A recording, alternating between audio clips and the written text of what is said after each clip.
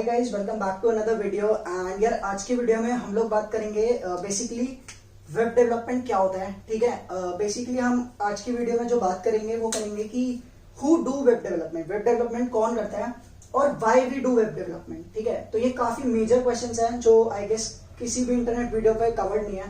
ठीक है, तो हम इसके बारे में काफी कुछ देखेंगे एंड ये वेब डेवलपमेंट के बारे में हम पूरा रोड मैप देखेंगे जो बेसिकली एक डिटेल्ड एनालिसिस के बाद निकाल के लाया हूं मैं। ठीक है, तो काफी नॉलेजेबल वीडियो रहेगी है एंड आई होप कि तुम लोग एंजॉय करोगे। सो स्टार्ट करते हैं यार web development. Web development basically who do web development. सबसे पहले बात करते हैं कि वेब डेवलपमेंट कौन करता है।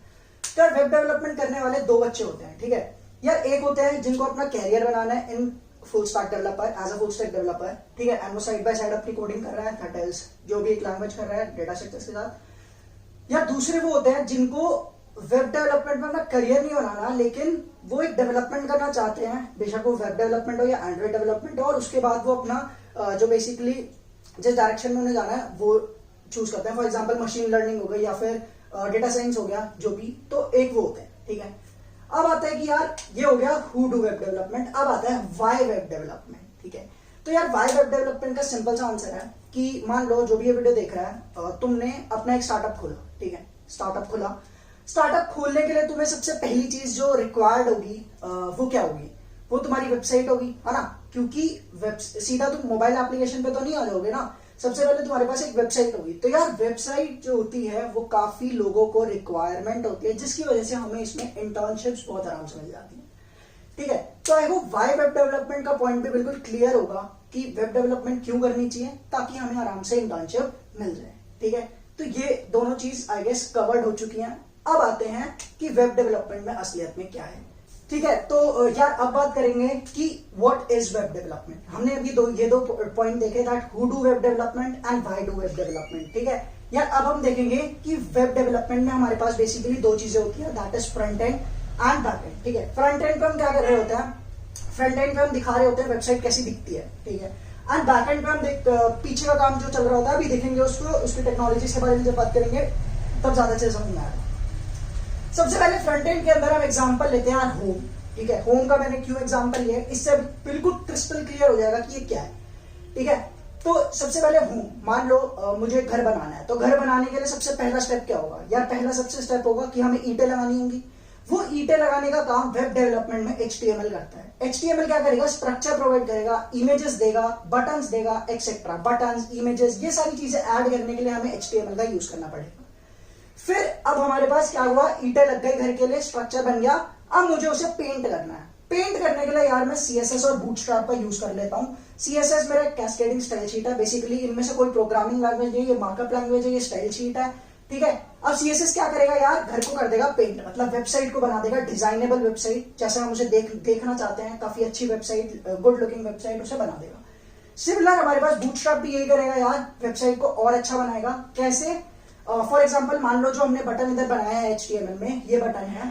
ठीक है, अब इसका एक CSS का कोई प्री डिफाइंड कोड है कि बटन ऐसे दिखेगा, ये ब्लैक में होगा और इसके ऊपर कुछ व्हाइट कलर का टेक्स्ट होगा, मान लो। ठीक है, तो यार ये कोड हमने पहले से CSS का लिखा हुआ है किसके अंदर? बूटस्ट्रैप के अंदर। तो हम बूटस्ट्रैप से डायरेक्ट वो उसका क्लास डिफाइन करके हम वो डायरेक्ट एक्सेस कर सकते हैं, मतलब हमें CSS का वो पूरा कोड लिखना नहीं पड़ेगा। ये होता है हमारे पास बूटस्ट्रैप के अंदर। Clear? I hope HTML, CSS और बूटस्ट्रैप बिल्कुल क्लियर होगा, और ये ज्यादा रिस्पॉन्सिव बन जाता है एज कम्पेयर टू CSS। तो ये अभी रिस्पॉन्सिवनेस ही तो बताई मैंने, है ना? अब आता है हमारे पास जावास्क्रिप्ट। ठीक है, अब यार घर बन चुका है हमारा, पेंट हो चुका है। अब बात आती है यार इलेक्ट्रीशियन को बुला के उसमें फिट करनी है हमें वायर्स। ठीक है, अब वायर फिटिंग का काम इधर जावास्क्रिप्ट करने वाला है। कैसे समझते हैं? जावास्क्रिप्ट को हमने as a programming language use करा है। जावास्क्रिप्ट सबसे ज्यादा वाइड यूज होने वाली प्रोग्रामिंग लैंग्वेज है इन वेब डेवलपमेंट। और ऐसा क्यों है? सिर्फ और सिर्फ इसकी लाइब्रेरीज की वजह से, क्योंकि इस पे अनंत की लाइब्रेरीज हैं, और इसकी लाइब्रेरीज के बारे में भी हम खूब बात करेंगे। jQuery, React, Angular, ये सब अभी हम खूब बातें करने वाले हैं इसके बारे में। ठीक है, तो यार जो jQuery, जो सबसे पहले जावास्क्रिप्ट है। अब जावास्क्रिप्ट हम क्या करेंगे? बेसिकली अगर ये बटन है, अब ये बटन मैंने दबाया तो कुछ फंक्शनिंग होनी चाहिए, वो फंक्शनिंग मुझे यार जावास्क्रिप्ट प्रोवाइड करने वाला है। इसके अंदर हम जावास्क्रिप्ट की लैंग्वेज देखेंगे। सबसे पहले जावास्क्रिप्ट में क्या होता है? Data types, variables, functions. Basically जब हम जावास्क्रिप्ट पढ़ेंगे तब उसके अंदर हमारे पास एक इंट्रोडक्टरी वीडियो होगा, और उसके बाद हम एडवांस जावास्क्रिप्ट पढ़ते हैं फॉर वेब डेवलपमेंट। ठीक है, तो ये हो गया हमारे पास जावास्क्रिप्ट का काम। अब यार आता है जेक्वेरी। जेक्वेरी क्या चीज है? जेक्वेरी सबसे ज्यादा यूज होने वाली जावास्क्रिप्ट की एक लाइब्रेरी है। ये सबसे ज्यादा डाउनलोडेबल लाइब्रेरी है जावास्क्रिप्ट की, ठीक है। और एक चीज है, अब जेक्वेरी में होता क्या मैं बताता हूं। फॉर एग्जांपल जावास्क्रिप्ट का कोई एक कोड है, ठीक है। सिमिलरली जैसे बूटस्ट्रैप में सीएसएस का कोड प्री डिफाइंड था, वैसे जेक्वेरी में जावास्क्रिप्ट के कई कोड प्री डिफाइंड है, तो मैं डायरेक्ट उसे जेक्वेरी लिख के एक्सेस कर सकता हूं। मतलब मान लो अगर मैंने जावास्क्रिप्ट या फिर एचटीएमएल को कोई H1 पे टैग लगा, H1 टैग पे मैंने कुछ लिखा है, ठीक है। तो अगर मुझे जेक्वेरी का वो जेक्वेरी मतलब जो मेरा प्री डिफाइंड कोड है वो जेक्वेरी में मैंने लिखा हुआ है जावास्क्रिप्ट का, तो मैं डायरेक्ट डॉलर साइन से एक्सेस कर सकता हूँ। डॉलर का साइन होता है इधर जावास्क्रिप्ट जेक्वेरी का, ठीक है। तो वो डायरेक्ट हम एक्सेस कर सकते हैं और ये मोस्ट पॉपुलर जावास्क्रिप्ट लाइब्रेरी है, ठीक है। या इतना पढ़ने के बाद HTML CSS bootstrap JavaScript jQuery पढ़ने के बाद हमारे पास एक चीज आती है, that is DOM, data object manipulation. इसके अंदर हम ये पढ़ते हैं कि जावास्क्रिप्ट को हम अपनी वेबसाइट में कैसे फिट करें।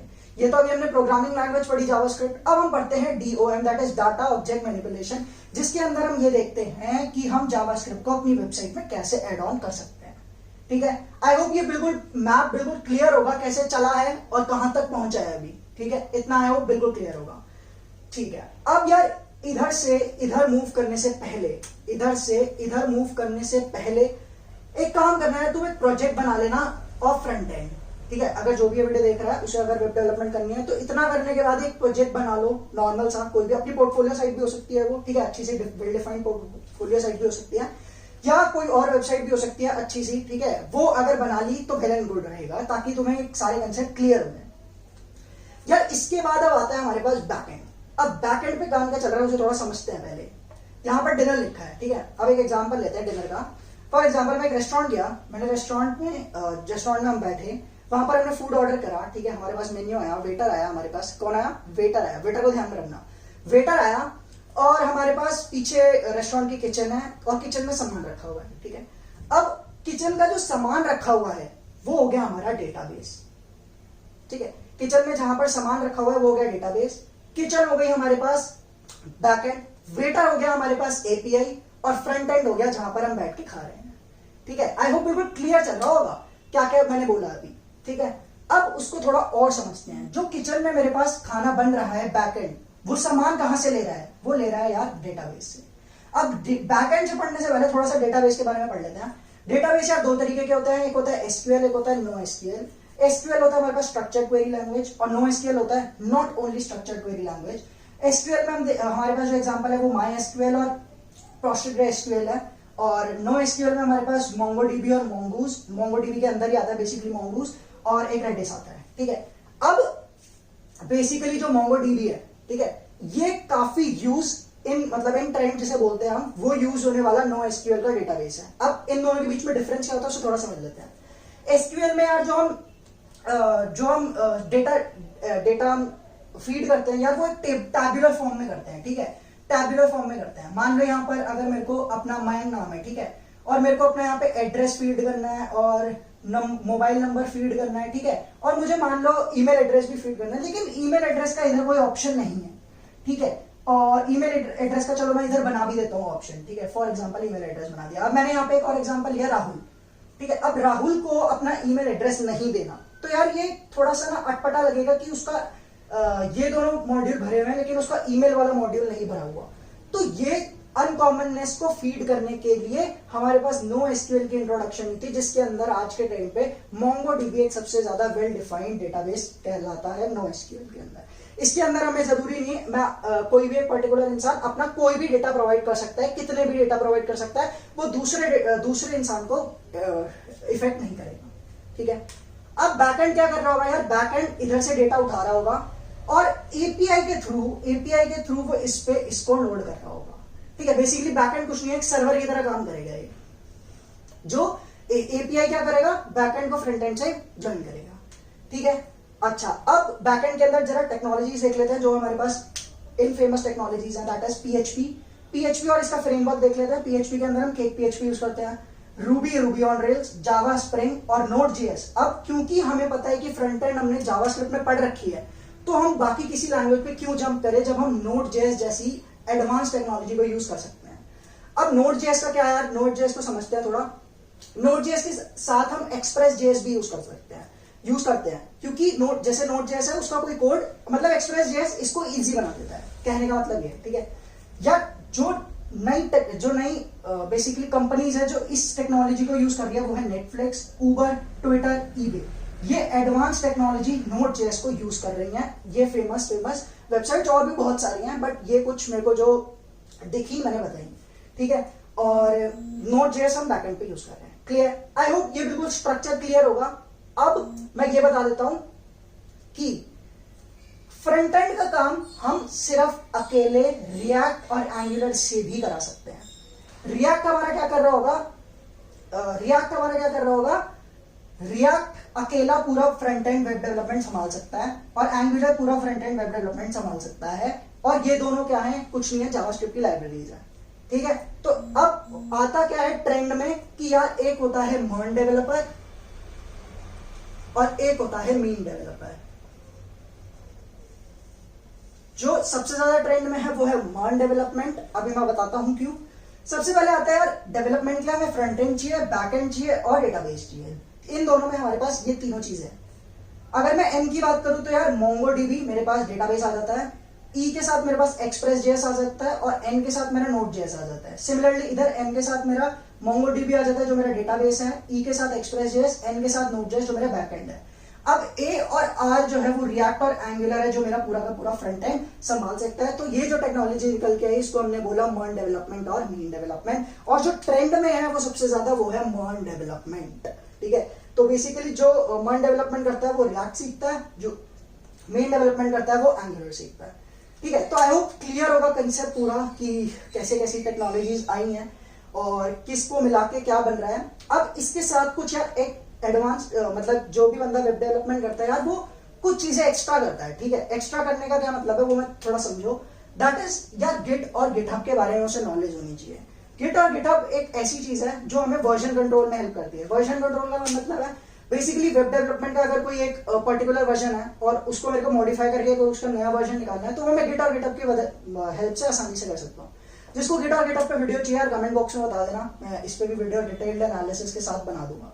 उसके बाद आता है यार Unix command line. Unix command line basically यार कमांड लाइन होती है जो बेसिकली मान लो मेरे को किसी फोल्डर के अंदर कॉम्प्लेक्स है फोल्डर बहुत, और उस फोल्डर के अंदर मुझे निकाल के लाना है और उसके अंदर भी कोई कॉम्प्लेक्स फोल्डर है तो मैं डायरेक्ट कमांड लाइन में कमांड प्रॉम्प्ट में उसके अंदर कमांड लिख दूंगा और वो फोल्डर में डायरेक्ट एक्सेस कर लूंगा। तो ये भी काफी चीजें हेल्पफुल हो जाती हैं और इसकी हेल्प से मैं गिट और गिटहब को काफी अच्छे से यूज कर पाता हूँ।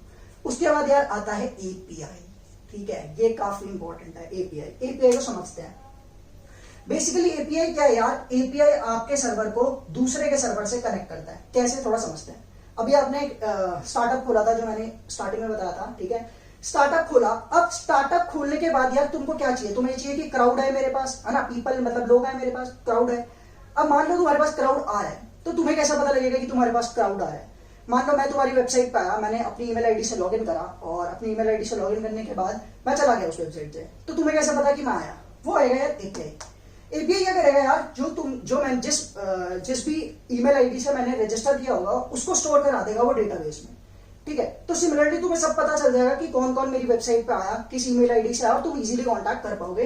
तो यार ये एपीआई का काम जो होता है ये बहुत ज्यादा इंपॉर्टेंट होता है। किसी भी वेब डेवलपमेंट या जो भी सीखता है उसको एपीआई का जरूर थोड़ी नॉलेज होनी चाहिए, ठीक है। तो आई होप ये बिल्कुल क्लियर होगा कि एपीआई का कंसेप्ट क्या है, ठीक है। गेट और गेटअप क्या है, यूनिक्स कमांड लाइन क्या है। अब आता है हमारे पास जो पूरी वेब डेवलपमेंट के अंदर मेन टॉपिक है यार, वो है ऑथेंटिकेशन एंड सिक्योरिटी, ठीक है। इतना हर कोई कर लेता है यार, इसमें ज्यादा टाइम भी नहीं लगता, ठीक है। इसको जावास्क्रिप्ट में थोड़ा टाइम लगता है, इधर नोड.जेएस में थोड़ा टाइम लगता है और इधर मोंगोडीबी में थोड़ा बहुत टाइम लगता है। इतना ज्यादा टाइम नहीं लगता, लेकिन हाँ प्रोजेक्ट बनाने में थोड़ा टाइम लगता है और इतना ज्यादा टाइम नहीं लगता। लेकिन अगर इस चीज में मास्टरी करनी है वेब डेवलपमेंट के अंदर तो यार ऑथेंटिकेशन और सिक्योरिटी तुम्हें ऑन टिप्स होना चाहिए। मतलब सिक्योरिटी ऐसी बिल्डअप करनी चाहिए अपनी वेबसाइट में जो थोड़ी हटके हो, ठीक है, जो मतलब तुम्हारी वेबसाइट को थोड़ा अलग बनाए, ठीक है। तो यार ये चीज जो है ये बहुत ज्यादा इंपॉर्टेंट है और तुम्हारी वेबसाइट को अलग दिखाती है, ठीक है। तो यही था यार। आई होप वेब डेवलपमेंट के बारे में काफी नॉलेज मिली होगी। अगर नॉलेज मिली, वीडियो पसंद आई तो यार लाइक करो, शेयर करो और कमेंट करके बताओ कि यार वेब डेवलपमेंट तुम्हें टॉपिक कैसा लगा, ठीक है। तो थैंक्स फॉर वॉचिंग।